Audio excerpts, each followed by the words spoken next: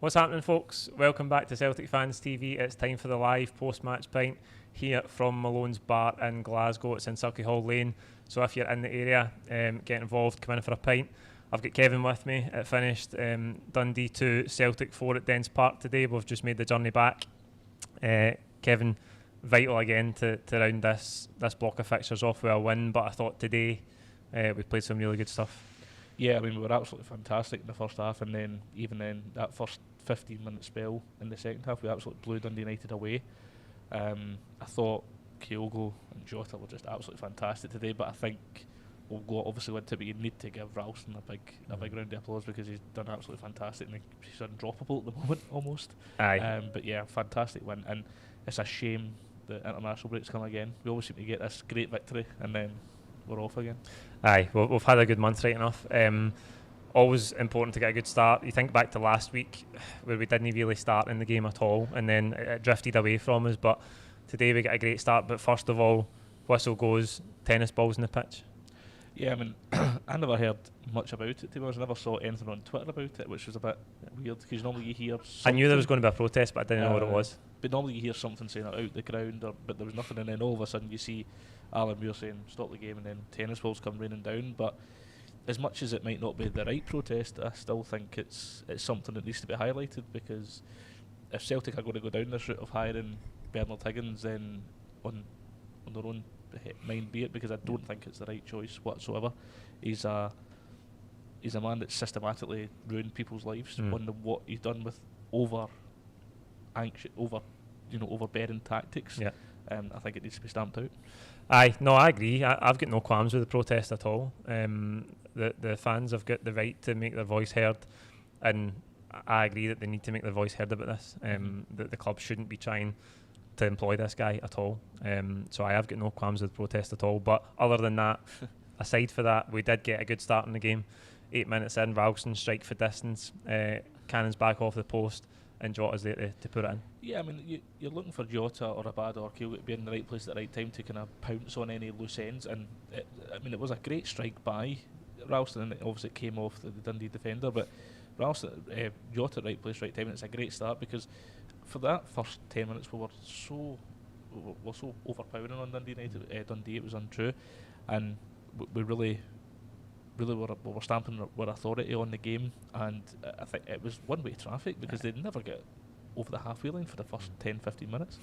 Aye, we made a really, really good start to the game, and you mentioned him earlier on, but Anthony Ralston today, as I say, he hits the shot at least to the first goal, but his delivery for the second goal, we'll come to Kyogo in a minute, but a great cross in for the second goal. Yeah, I mean, I thought the pass actually went behind him almost, and it was just like, it wasn't the best pass from Abada, but he managed to recover it and just almost dink it, for perfect time for Kyogo. And then if you've got to credit Ralston, you've got to credit Kyogo for just the way he just powers it just down in the bottom corner. It's just perfect, and it's just what you're looking for your striker. I mean, it's so weird to think Kyogo as a striker, but I mean, he just keeps getting better and better and keeps scoring the goals. Dare I say it was maybe Larsson-esque, that wee glancing header into the corner?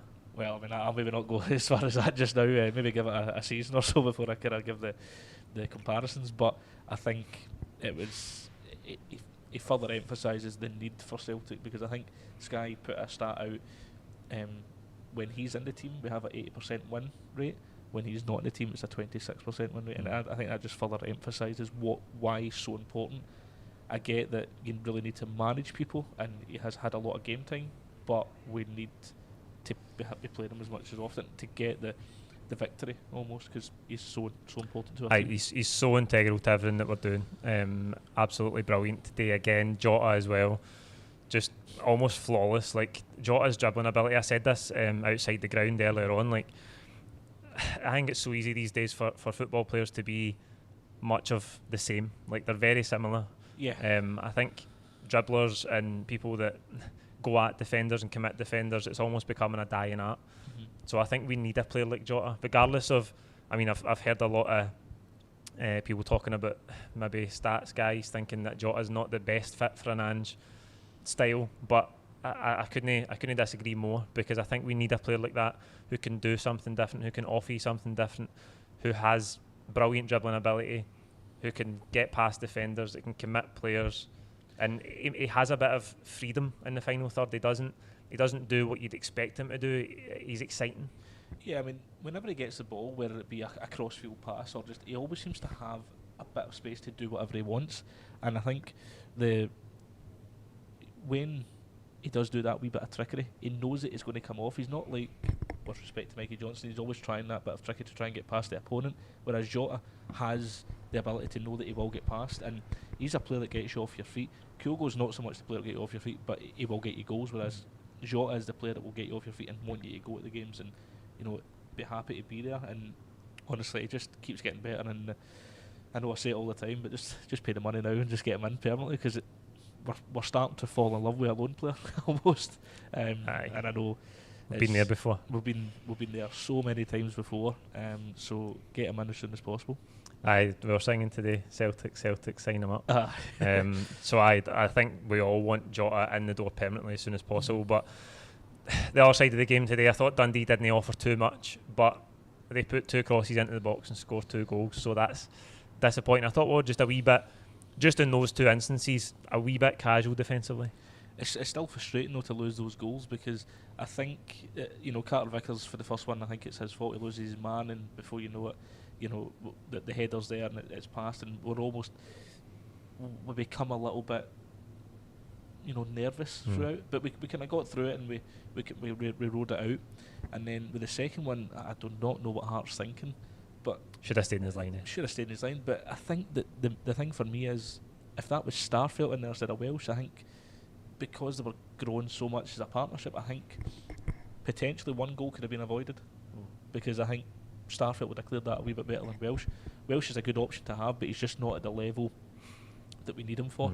And it really could have been 4-0 today, because losing goals is not going to help us, and we really need to keep this goal difference up if our neighbours are going to be producing victories like they are. Yeah, I haven't said that though. We've still got the best defence in the league. But Somehow. We've conceded the least amount of goals. We've conceded 3 goals less than anybody else. I think Hearts have got the next best defence along with St Johnstone. So it kind of seems strange, because the thing that everybody's been saying since Ange has come in is that we do concede goals and we're going to be brilliant going forward, but we might leave the back door open. Having said that, we've still got the best defence at this stage. Welsh come back in, and interesting you say that there, because a couple of people at the game were maybe pointing at him and Hart had a mix-up, but he has dropped out the team. He totally dropped out the team at a time where people thought he should be starting over Starfelt. So he did just disappear, and he's just been thrown back into it with Starfelt's injury. Yeah, I mean, just back to the tactic for a couple of minutes. This sort of tactic, you're going to concede goals when you're just so much of a power play going forward. You're going to leave gaps at the back. So I think you have to understand that whilst you might score 4, 5 or 6, you might concede 1 or 2 at the back, but as long as you score 1 more than the opponents, it will do. But just with regards to Welsh, Welsh I think was a bit unfortunate to just be totally dropped out of it, but we'd all be mourning if he was still in the team, whereas we paid the money for Starfelt to come in, and he's starting to get there, which was frustrating when he went off. But he's there, and he done okay. I mean, apart from the odd mistake, I mean, he still done enough for us to get the win, which was something that we're still, it was still a wee bit of dubiety over it. As much as Dundee are very, very low down the table, we still had to be professional and get the job done. Aye, well, we come out the second half, and when you're getting into 1 at half time, you just think you want to come out the second half and just kill the game, because we had plenty of chances in the first half. Carter Vickers has a header, Welsh has a header himself that I don't know how he doesn't score it. If he hits that on target, it's a goal. He's 6 yards out, unmarked. So we had plenty of chances, and you're just looking for us to kill the game off. But we came out the second half, and for the first 15-20 minutes of the second half, we were breathtaking, arguably better than we were in the first half, I think. Yeah, I mean, I would certainly agree with that. I mean, the cross from Ralston to get to Jota, I mean, put Charlie Adam in his arse as well. Brilliant. Yeah, which is always great to see. We'll not go into what they were saying, but I think it was always a good laugh. The cross from Ralston to just make it so perfect for Jota, just to stick his leg out and just to get on it, was just fantastic. And then you're thinking, what a start to the second half, because it's right on. It's I think it's 46 minutes 23 seconds, something like that, and it's so quick after the game's restarted. I think it just deflated Dundee, and it was our game from there. And then the next goal. The fourth goal, mate. We've already spoke about. We need to talk about the fourth goal. I mean, the thing I criticised last weekend is that we didn't have enough combinations in the final third, and we didn't move the ball quick enough, and the movement of the attacking players wasn't enough. That fourth goal, I think it's Juranovic and Jota that play the 1-2, cut back to Kyogo, left foot smash. And I said Larsson-esque about the first one. Yeah. Would you say when you come in? Well, it was reminiscent of Larsson in the 2001 Cup final. It's so similar. It's untrue. I mean, the pass from Jota is inch perfect, and Kyogo hits it, and I thought, oh, that's a terrible shot. And then before you know it was in the net, and obviously it's just a great goal, and he just does something every game that we just seem to just like be mesmerised over. The pass for Abada on Thursday, the 2 goals today. I mean, he's just such a great player, and how we've unearthed this gem and how nobody's heard of him, like considering where he came from, is incredible.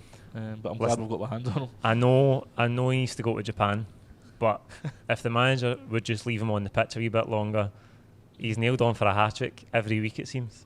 Well, he would have broke a record. He would have broke the record today. He would have broke a record for being the only person, or the first person since Gary McSwiggan to score back-to-back hat-tricks against the same team. Right. So I think, obviously, he never knew that, and I don't think Postecoglou's synced of a record. But I think I was a wee bit annoyed when he came off, because I think we lost our impetus, and as much as Giakoumakis seems to try hard and does his best, what I will say is Kenny Miller tried hard and wasn't the best player.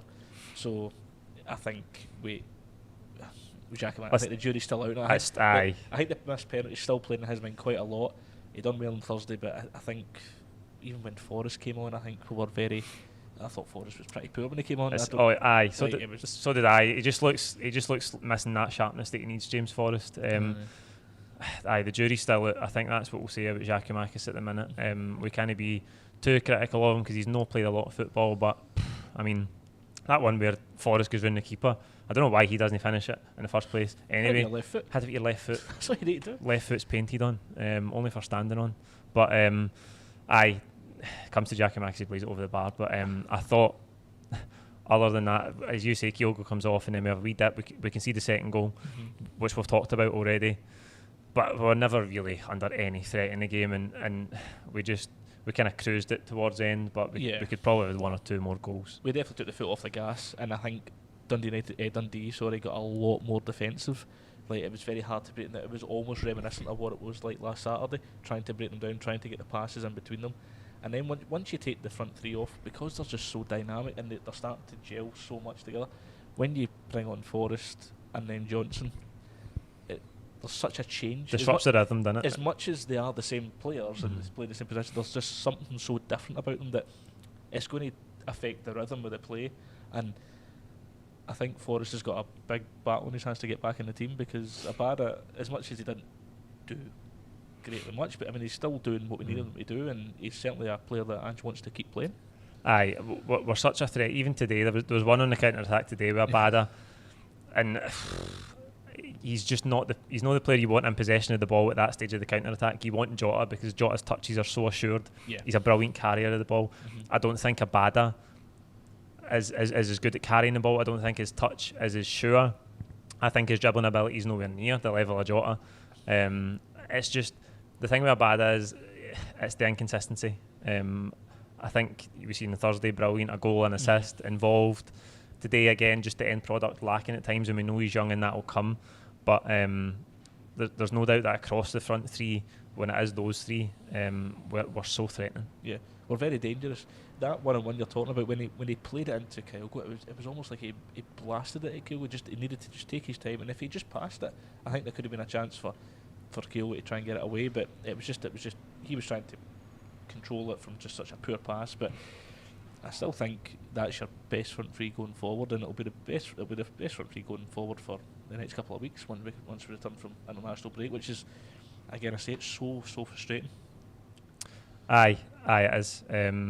I mean, thinking back, before we start looking ahead to after the international break, the games we've got coming up, you look back over this month, this block of fixtures, as they call it, and but for that blip against Livingston, we've been perfect. It's so frustrating, because our record against Livingston is abysmal. It is abysmal. It's abhorrent. Whatever way you want to call it. We should not have that bad a record against Livingston. And I know we struggled in the plastic pitch, but we struggled in the plastic pitch at Kilmarnock. We still got results, albeit it wasn't a great record, but we still got results. I don't know what it is about Livingston. They just seem to have 2 banks of 5, 10 behind the ball, or 11 near enough. It is so hard to beat them down, but they're the sort of games that you still need to win, along with beating Dundee 4-2 away from home. They're the games that win you championships, and I want to just see that record improved on, because I think it's going to. It could derail. It could come back to haunt us. It could come back to haunt us. But I'll set that game aside. This month we've been really good. We've scored a lot of goals. I think it's 18 goals. As we've said, the front three so dynamic, so dangerous, and so 7 wins out of 8. If you said at the start of the block of fixtures you're going to drop points against others, but you're going to beat Ferencváros home and away, I think you would have took it. You would have bit anybody's hand off for that. Obviously, going forward, we've got Aberdeen, we've got Hearts, Dundee United, tough fixtures, but it's something that we'll just need to see how it goes with, and I think it is just a case of continuing and seeing where we go, just try and keep the consistency up and take it from there. Aye, we've got big games coming up. The first one after the international break is the semi-final at Hampden against St Johnstone. That is a big game for us. Before we mention that game and round up, this is live, by the way, as you know, so you can get your comments and ask your questions in the live chat box below. We'll try and pick out any good ones before we finish up. Kevin, that semi-final against St Johnstone would be a really good marker if we can make a cup final. Thinking back to what a disaster we had in the cups last year. It's a big test for Postecoglou. It is really a big test. I mean, it's something that we could it be almost just, is what you said, if we could just get rid of just what last season was, if we just try and forget about it as much as we can. But if we could get to our first cup final, considering where we started from, considering how poorly we were at that first game, I always go back to that first game against Hearts. We were absolutely woeful, and considering where we were from there till now, if we could cap that off with a cup final, whoever it is that we meet in that cup final, it will be interesting. If that's something, if we go through, but yeah, here's hopefully we get through that. Aye, big game for us. Before we round up today, we're going to talk about man of the match. Try and pick somebody as a man of the match. I want everybody that's watching, if you're watching this video live, to give us your man of the match in the comments box. If you're not watching it live, you should be. Kevin, can you single somebody out today? A lot of good performances across the pitch. The one I'm going to go for is Anthony Ralston. It has to be him. I know Jota and Kyogo will get the plaudits. They got the goals. But I think Ralston is further emphasising the actual, and I will be a bit of a hypocrite here and say that he should be in the team now, because if he's going to be producing performances like that, getting 3 assists if you include the first one, he's integral to the team. And for me, it has to go to Anthony Ralston, because without those assists, you don't get 3 goals. Yeah. Bringing a comment here for Osh CAA.